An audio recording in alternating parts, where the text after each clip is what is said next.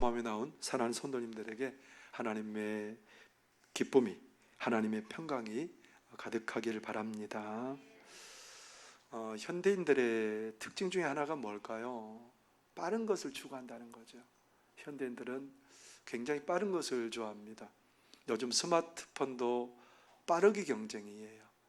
얼마나 정보를 빨리 받아보고 얼마나 그 편리한 것들을 빨리 누릴 수 있느냐, 참 빠르게 경쟁을 하고 있는 거죠. 2G, 3G, 4G, 5G, 그런 굉장히 빠른 속도 경쟁을 벌이고 있는 거죠.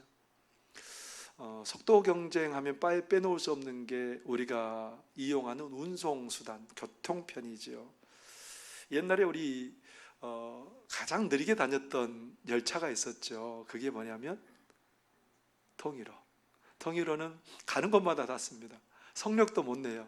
그래서 서서히 가면서 풍광도 좀 구경도 좀 하고, 그렇죠.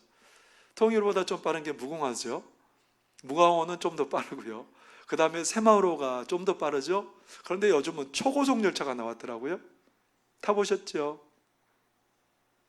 네. 부산에서 서울까지 한 2시간 정도면 간다고 그래요.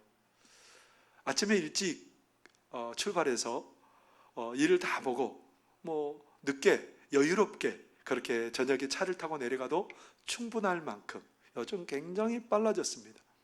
빠른 현대인들의 요구에 너무 잘 맞게 점점 빨라지고 있는 그런 모습들을 우리가 보게 됩니다. 그런데 그렇게 바쁘게 살아가는 우리가 중요한 것을 놓치고 살아가고 있다는 거예요. 잠잠히 앉아서 좀 생각해보고 걷고 여유롭게 살아가는 것에 대한 그런 좋은 점들을 많이 잊어버리고 산다는 겁니다. 교통이 발달하고 자가용이 발달하다 보니까 요즘 사람들 참 많이 안 걸어요. 그런데 7월 달에 아마 그 생로병사의 비밀이라는 텔레비전의 프로에서 걷기에 대해서 방영이 된 적이 있어요. 어떻게 걸어야 될까? 얼마나 많이 걸어야 될까? 그런 얘기들이 이제 등장했는데요. 거기에 보면 한 연세 드신, 연세가 지긋하신 분이 나왔는데, 그분이 몸이 아파서 앉아서 식사를 할 수가 없었던 거예요. 그래서 식사도 서서 하는데 이분이 걷기를 시작한 겁니다. 걷기를 시작해서 점점 몸이 좋아지는 거예요. 점점 몸이 좋아지다가 이제는 앉아서도 식사를 할 수 있게 되었고, 일상생활 하는데 큰 불편이 없이 살아갈 수 있게 되었답니다. 물론 이런 일들이 모두에게나 다 적용되는 일이 아니겠지만, 바쁘게 살면서 우리가 놓쳐버린 이 여유롭게 생활하고 걷고 살아가는 것에 대한 그런 유익이 참 있다는 것을 우리에게 알려주는 그런 내용일 수 있는 거죠. 우리가 착각하는 것 중에 하나는 뭐냐면, 우리만 바쁘다고 생각해요. 옛날에 살았던 사람은 안 바쁘다고 생각해요. 착각이죠. 이삭의 삶이 어땠을까요? 이삭의 집에는 정말 많은 가축이 있고요, 수없이 헤아릴 수 없는 종들이 있어요. 아브라함이, 롯이 이제 그돌라오멜의 연합군에게 소돔과 고모라성 사람들이 포로로 잡혀가요. 그러니까 아브라함이 자기 집에서 훈련하고 기른 318명의 장정들을 데리고 그돌라오멜을 처부수로 가거든요. 그 집에 장정만 해도 318명이 있었답니다. 그러면 아브라함이 거느리는 종과 식솔들이 얼마나 있겠어요?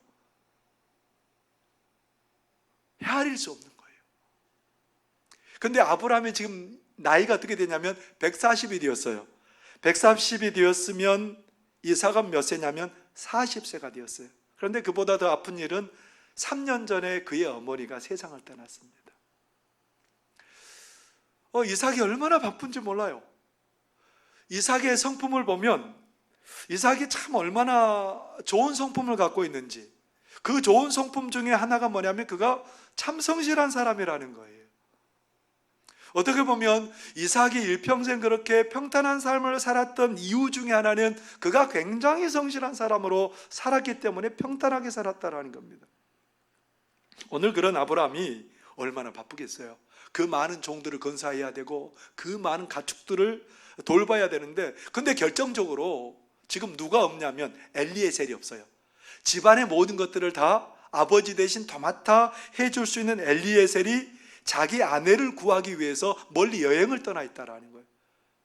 엘리에셀뿐만 아니라 좀 일 좀 한다고 하는 그 종들도 함께 엘리에셀을 따라간 거죠. 그러다 보니까 이삭의 일들은 더 많아진 거예요. 바쁜 거예요. 눈코 뜰 데 없어요. 너무 바빠서 분주해서 그렇게 지금 내가 어떻게 살고 있는지 그렇게 나를 돌아볼 겨를이 없는 겁니다.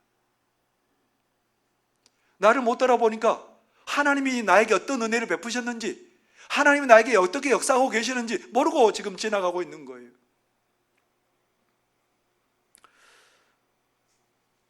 사복음서인 마태, 마가, 누가, 요한복음에 동일하게 등장하는 기적 중에 하나가 뭐냐면 오병이어의 기적이에요.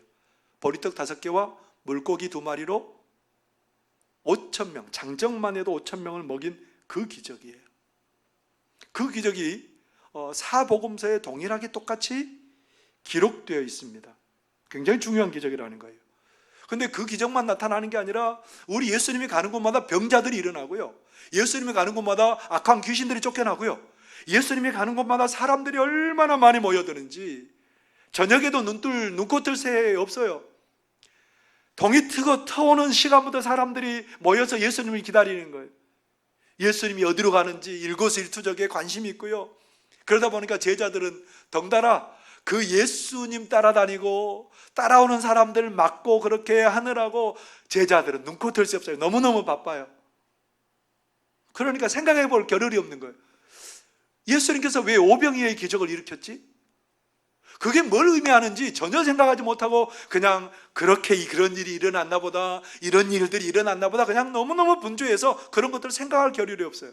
그런데 어느 날 예수님께서 가시다가 물어보는 거예요. 너희들에게 누룩이 있냐? 그러니까 떡 얘기하는 줄 알았어요. 아, 예수님 우리 떡 얘기하는가 보다라고 생각하니까 예수님이 제자들의 그 마음속을 꿰뚫어 보시고 뭐라고 하냐면, 얘들아, 내가 오병이어의 기적도 일으키고 내가 보리떡 7개와 물고기 2마리로 장정만 4,000명 먹인 그 사건 기억하지 못하냐? 제자들이 그거 생각해 보지 않았다는 거예요. 그 놀라운 기적을 이루신 분이 누군지 깊이 곰곰이 생각해 보지 않았다는 거예요. 그분은 하나님의 아들이에요. 그분은 못할 것이 없는 분이에요. 그분은 우리에게 생명의 떡으로 오신 분이에요. 그분은 그분을 찾는 모든 사람들에게 참 만족과 응답이신 분이 누구냐면 우리 주님 예수 거예요. 근데 이 사람들이 그걸 모르고 지나친 거예요. 바쁘게 사는 거예요. 그냥 바쁘게 살다 보니까, 너무 바쁘게 사니까 내가 그냥 뭔가 하나 보다라고 생각해. 근데 너무 바쁘게 살다 보니까 더 중요한 것을 놓치고 살고 있다라는 겁니다. 오늘 우리도 바쁘죠? 안 바빠요? 바빠요. 눈코 뜰 새 없어요. 요즘 참 현대인들이 너무너무 바빠요. 하루를 어떻게 지내왔는지, 어떻게 살았는지 참 바빠요. 아침에 일어나면 얼른 눈 떠서 밥 준비해야 되죠. 배고픈 배 채워야 되죠. 그리고 나서 직장으로 막 자기 삶의 터전으로 가요. 너무 바빠요. 열심히 일하고 집에 들어오면 참 많이 몸도 피곤하고 마음도 피곤하고, 얼른 씻고 또 조금 신문을 보거나 TV 보고, 그리고 잠자리에 들고 그렇게 계속해서 바쁘게 살아가요.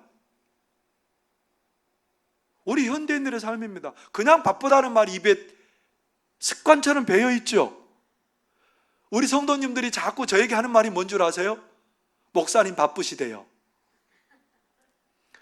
그래서 목사님 바쁘셔가지고 내가 이렇게 신방 가고 그러면 목사님 바쁘신데 오셨냐고.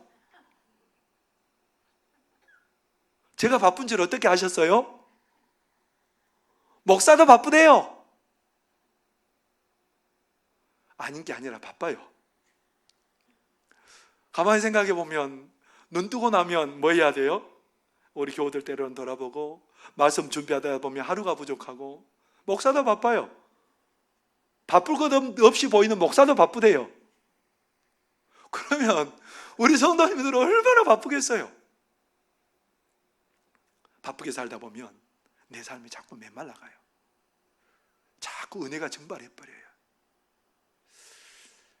여러분, 그 한 나라를 대표해서 다른 나라에 가서 일들을 감당하는 사람들 보고 뭐라고 말하냐면 외교관이라고 그러죠. 이 외교관이 되는 게 얼마나 힘든 일인지 몰라요. 어떨 때는 외무고시를 패스해야 되고요. 많은 경쟁자들 속에서 뽑히고 뽑힌 굉장히 똑똑한 사람들이 뽑힌 사람들이거든요. 그래서 나라를 대표해서 그들이 뽑혀서 외국에 파송돼요. 그 사람들이 얼마나 자부심이 있는지 몰라요. 나는 나라의 부름을 받고 나라에 보냄받은 사람들이다. 굉장한 자부심이 있는 거죠. 나라를 빛낼 사람이다. 자부심이 대단해요. 근데 막상 그 나라에 가면 어떤 마음이 드냐면 일들이 너무 많은 거예요. 교민들을 돌아봐야 되죠. 우리나라에서 그렇게 명령한 것들을 하나하나 처리해야 되죠. 너무 바빠가지고 내가 뭔 일 하고 있는지 몰라요. 그래서 이번에 뉴질랜드하고 우리나라 사이에 갈등이 있어요. 무슨 일이 생겼어요? 우리나라에서 뉴질랜드에 파송한 외교관이 불미스러운 일을 저질렀어요. 그 불미스러운 일들 때문에 이미 그 외교관은 뉴질랜드에서 떠나서 다른 곳에 있지만 그를 소환해야 된다, 뉴질랜드로. 그럼 우리나라는 가만히 있겠어요? 왜 그런 일들이 벌어질까요? 잊어버렸던 거예요. 너무 빨리 살다 보니까 내가 왜 이 땅에, 이 나라에 파송되었고 내가 무슨 임무를 띠고 파송되었는지 그것을 잊어버린 거예요. 바쁘다 보니까 정작 가장 중요한 것을 잊어버리고 살더라는 겁니다.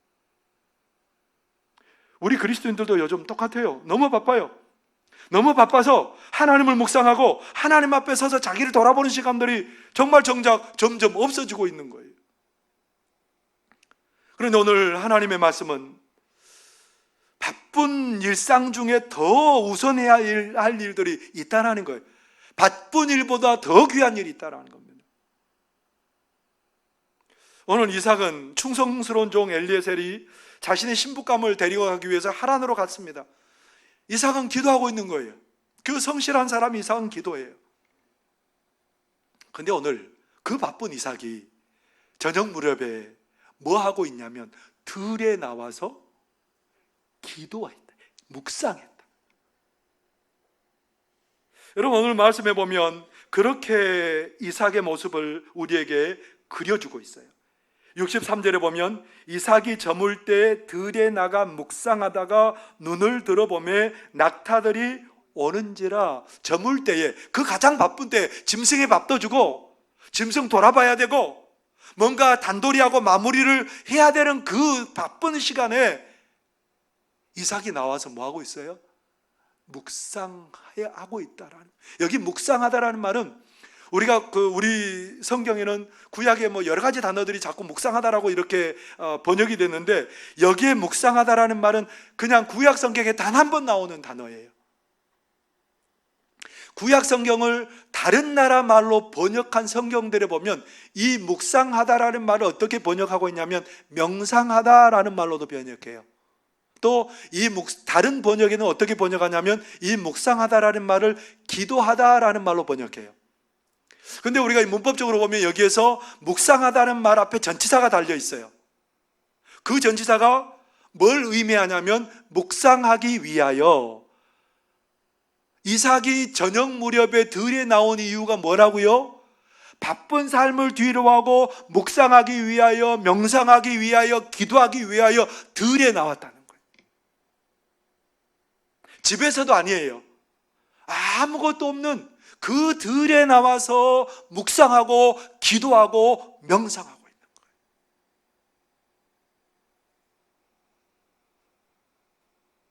왜 그럴까요? 바쁜 건 몰라서 그런 게 아니에요. 이 묵상하고 기도하는 것이 이삭의 삶에는 더 바쁜 일보다 더 소중한 부분이기 때문에 이삭은 그 시간을 따로 구별하여 내고 있다라는 거예요. 그 시간에 가만히 생각해 보니까 100세에 낳은 내가, 100세의 연약한 가운데 태어난 내가 지금까지 살아온 게 은혜예요. 37년을 그 연로하신 어머니의 품에서 내가 그렇게 자란 게 기적이에요. 내가 오늘 하루하루 살아가는 게 너무 큰 기적이에요. 가만히 생각하니까 일상이 기적인 거예요. 일상이 은혜인 거예요. 일상이 하나님의 간섭하시고 돌보심인 거예요. 이삭은 그렇게 하나님 앞에 묵상하고 기도하면서 하나님, 은혜입니다. 메말라 버릴 수밖에 없는 그 심령에 다시 한번 하나님께서 그 은혜의 물결을 묵상을 통해서 깊이 공급해 주고 계세요. 그 말라버린 그 심령 가운데 하나님이 물을 대어 주셔서 그 밭에 싹이 나고 꽃이 피게 하는 그런 역사를 그 묵상을 통해서, 기도하는 시간을 통해서 하나님이 만들어가고 계시다라는 겁니다. 그런데 우리 하나님께서는 이런 하나님 앞에 내가 묵상하고 하나님 앞에 무릎 꿇는 이 시간들을 그냥 해도 되고 안 해도 되고 그런 내용으로 말하지 않습니다. 하나님께서 이스라엘 백성들에게 절기를 주시죠. 어떤 절기를 주세요? 유월절, 맥추절, 초막절, 이런 세 가지 절기를 주세요. 유월절은 뭐예요? 죽음에서 구원하신 하나님의 은혜를 생각하는 날이죠. 그리고 맥추절은 뭡니까? 하나님께서 이른 비와 늦은 비를 주셔서 곡식을 연결게 하시고 그것을 거두게 하신 하나님의 은혜를 기억하는 거죠. 그리고 초막절은 뭐예요? 나무에 달린 열매를 다 따서 모든 열매를 다 저장하고 하나님 앞에 추수감사주일로 지키는 게 초막절이죠. 하나님께서 이 세 절기를 의무적으로 지키라는 거예요. 이 세 절기는 노동도 하지 말고 뭐 하라는 겁니까? 하나님을 생각하라는 거예요. 너희들이 이 바쁜 일에 메말라버린 너희의 심령에 하나님을 묵상하고 바람으로 너희의 심령에 은혜의 물을 다시 한번 대라는 겁니다. 하나님이 얼마나 은혜를 베푸셨는지, 하나님의 변치 않는 사랑으로 얼마나 우리를 사랑하는지 그 은혜의 물줄기를 너희의 심령에 대라는 거예요. 그 시간에. 그런데 우리 하나님께서는요, 그 절기만 주신 게 아니고 매 안식일을 주세요. 그 안식일은 종도 누구도 노동하지 말고 창조주 하나님을 바라보라는 겁니다. 그 하나님을 묵상하라는 겁니다. 그 하나님의 은혜를 기억하라는 겁니다. 메말라버린 너희 심령의 은혜의 물꼬를 그렇게 트라고, 그렇게 우리 하나님께서 그 귀한 시간들을 허락하여 주셨다라는 겁니다. 그래서 하나님을 묵상하고 하나님 앞에 기도하는 이 물꼬, 너희들이 그냥 막아둬서는 안 된다라는 거예요. 바쁘다는 핑계로 너희들이 그냥 그렇게 지나가서는 안 된다라는 겁니다. 오늘 이삭은 그렇게 하나님 앞에 은혜로 하나님을 기억하면서 베푸신 은혜를 생각하면서 감사함으로 하나님 앞에 나아가고 있는 거예요. 그런데 그렇게 묵상하고 하나님 앞에 기도하다가 눈을 떠보니까 들에서 저기 맞은편에서 낙타 무리들이 오고 있는 거예요. 누가 오고 있어요? 엘리에셀이 저물 때에 오고 있는 겁니다. 엘리에셀이 오고 있는데 이삭이 마주 나가죠. 마주 나가는데 그 엘리에셀 일행 중에 있었던 리브가가 물어보는 거예요. 저기에 저 오는 저 남자가 누굽니까?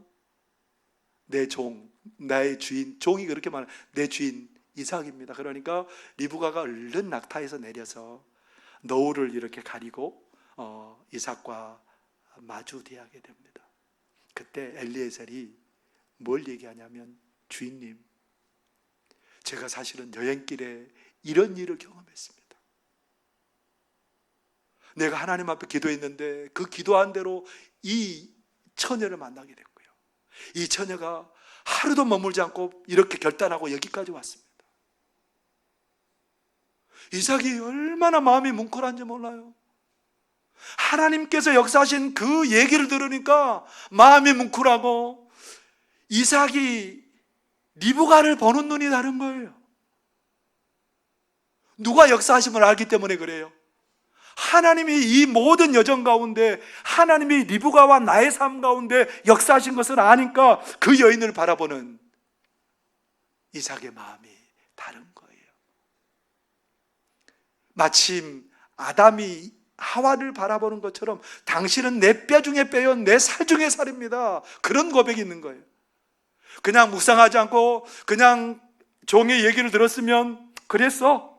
그렇게 넘어갈 일들이 하나님 앞에 묵상하고 하나님을 바라보고 그 얘기를 듣다 보니까 얘기 하나하나가 은혜가 되는 거예요. 마음이 감동으로 벅차오르는 거예요. 그래서 그 마음 가운데 사랑으로 부어주고 그 리브가를 사랑하는 마음이 마음에 가득하게 차게 돼요.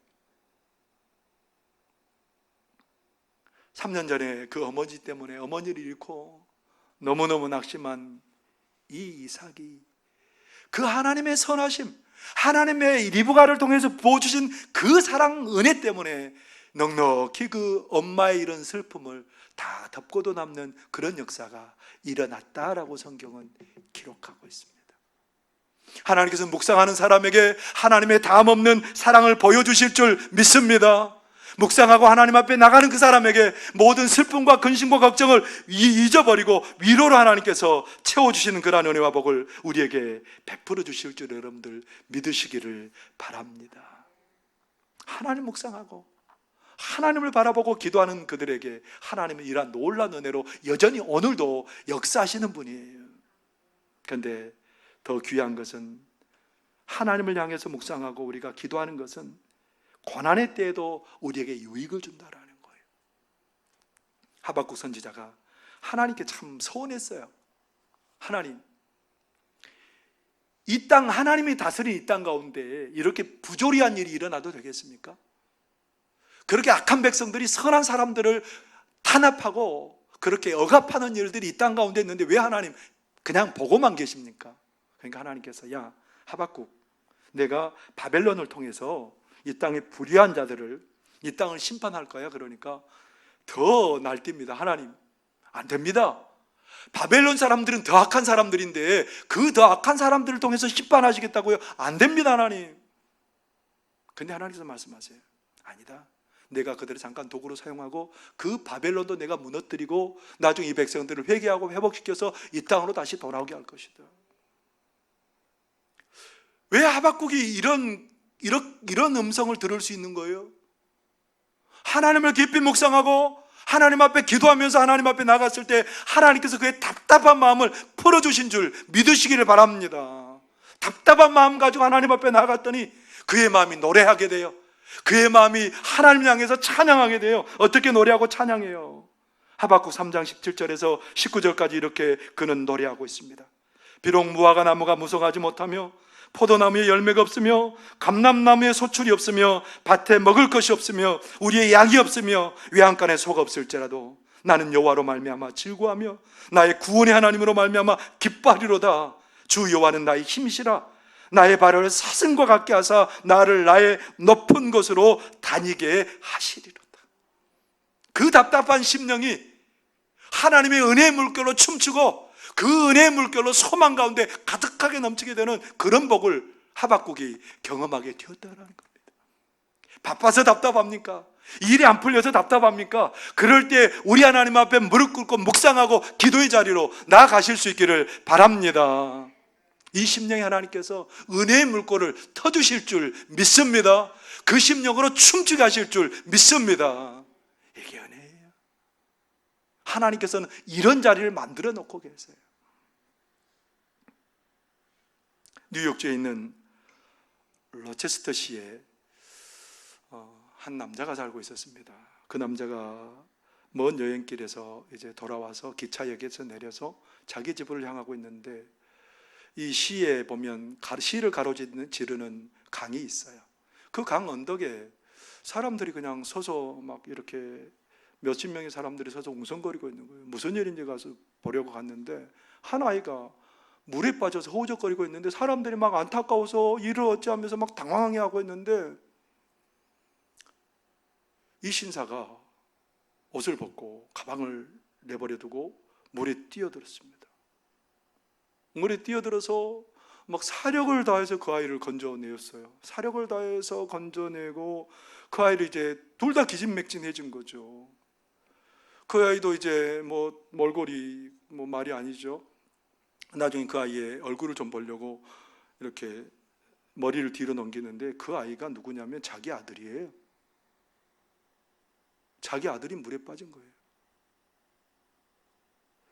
이 사람이 자기 목숨을 걸고 이런 일에 뛰어들지 않았으면 자기 아들 그날 죽은 거예요. 이 사람은 매일매일 묵상하면서 하나님, 내가 하나님 기뻐하는 일에 나의 생명 버리겠습니다. 그렇게 늘 묵상했던 사람이거든요. 사람을 건진다는 거 여러분 쉽지 않은 일이에요. 그 아이 건지러 가면 죽을 수도 있어요, 사실은. 그렇기 때문에 누구든지 망설일 수밖에 없는 그 자리에 이 사람이 뛰어든 거죠. 왜요? 왜 이 사람이 그런 위험한 지경에 생명을 내놓을 수밖에 없는 지경에 뛰어들었을까요? 날마다 그런 하나님 앞에 묵상하고 하나님 앞에 기도하고 하나님 앞에 나갔던 사람이기 때문에 그는 그런 일들을 감당할 수 있었습니다. 여러분, 우리 세상이 너무 바빠요. 그런데 오늘부터 여러분, 이 무더운 여름날에 이제는 볼펜 한 자루 쥐고 저녁에 조종한 제 가운데서 한번 여러분 노트 하나 딱 펴놓고 오늘 하루를 하나님 앞에 묵상하면서 어떤 은혜를 베푸셨는지, 어떤 은혜가 나에게 임했는지 여러분들 오늘 하루를 한번 기록해 보실 수 있길 바랍니다. 하나님의 은혜를 생각하고 그 하나님을 다시 기대하고 오늘 나에게 벌어진 일이 얼마나 놀라운 은혜였는지 다시 한번 되새기고 그 은혜가 내 마음 가운데 깊어지는 역사가 일어나게 되기를 바랍니다. 그래서 누구보다 바쁜 삶을 살았던 스폴전 목사님께서는 그런 고백을 하죠. 스폴전 목사님은 한 시대를 부흥시켰던 그런 사람으로 정말 바쁘게 살았습니다. 그런데 그는 이런 글을 쓰고 있어요. 여러분 한번 들어보십시오. 하나님의 자녀의 관심을 끌 수 있는 가장 차원 높은 과학이자 가장 위험 있는 철학은 그가 아버지라 부르는 위대한 하나님의 이름과 본질과 인격과 사역과 행하심과 존재하심에 대해 연구하는 것이다. 이 말은 무슨 말이냐면 하나님에 대해서 그분이 누군지, 그분이 어떤 일을 행했는지 그분에 대해서 묵상하는 거라는 거예요.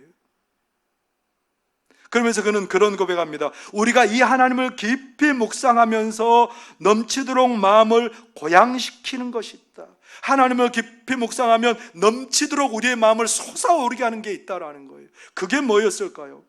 그 하나님을 생각하고 묵상할 때에 그 주제가 너무 광대하고 큰 주제이기 때문에 그 광대함 속에서 길을 잃어버리게 되고 그 주제가 너무 깊이 있는 것이기 때문에 우리의 자랑이 그 무한함 속에 묻혀버리게 된다. 당신은 자신의 슬픔을 잊으려 하는가? 그렇다면 당신 자신을 하나님의 가장 깊은 바다에 빠뜨려 보라. 그의 무한하심 속에 빠져보라. 그러면 당신은 휴식의 침상에서 원기를 되찾고 다시 힘이 넘쳐서 일어나게 될 것이다. 하나님을 묵상하고 하나님을 바라볼 때 우리의 삶이 그 광대한 깊은 가운데서 치료와 회복을 경험하게 될 것이고 깊은 은혜 속에서 살아나는 역사를 경험하게 될 줄 믿습니다. 스폴전이 그랬다는 거예요. 너무 바쁘지만 그 바쁜 것 가운데도 하나님을 사랑해서 그 사랑이 나를 사명 감당하게 하는 그 자리로 이끌어줬고 그 사랑이 나를 살게 했다라고 고백하는 겁니다. 사랑하는 성도 여러분, 여름에 덥고 짜증나고 장마가 길고 앞으로 더위가 또 얼마나 지속될지는 잘 모르겠습니다만 우리가 이 더위, 이 장마 속에서 여전히 은혜를 더 깊이 할 수 있는 방법은 하나님을 묵상하고 그 앞에 기도의 무릎으로 나갈 때에 우리의 은혜의 물꼬는 계속해서 열려져서 은혜로 채워지는 그런 삶이 될 줄 믿습니다. 그 삶이 나를 복되게 하고 그 삶이 이웃을 복되게 하고 그 삶이 세상을 복되게 할 줄 믿습니다. 나는 하나님 앞에 묵상하고 기도하는 그리스도인입니다. 우리가 하나님 앞에 묵상하고 기도함으로 그 하나님 예비하신 복을 다 누리는 저와 여러분의 삶이 되시기를 바랍니다. 기도하겠습니다. 사랑하시는 하나님 아버지, 우리 하나님의 은혜는 끝이 없습니다. 하나님의 은혜는 우리를 살리십니다. 하나님의 은혜는 우리를 일으키십니다. 하나님의 은혜는 우리의 무릎을 든든히 세워주십니다. 하나님의 은혜는 우리의 꺾어진 허리를 세워주십니다. 하나님 아버지, 우리가 그 하나님을 기대합니다. 하나님을 묵상하고 하나님 앞에 기도하면 기도할수록 그 은혜가 더욱더 풍성해질 줄 믿습니다. 하나님, 죽은 것이 살아나게 될 줄 믿습니다. 사망이 생명으로 변화될 줄 믿습니다. 하나님, 우리의 삶 가운데 그 하나님으로 만나 주옵소서. 예수님 이름으로 기도하옵나이다. 아멘.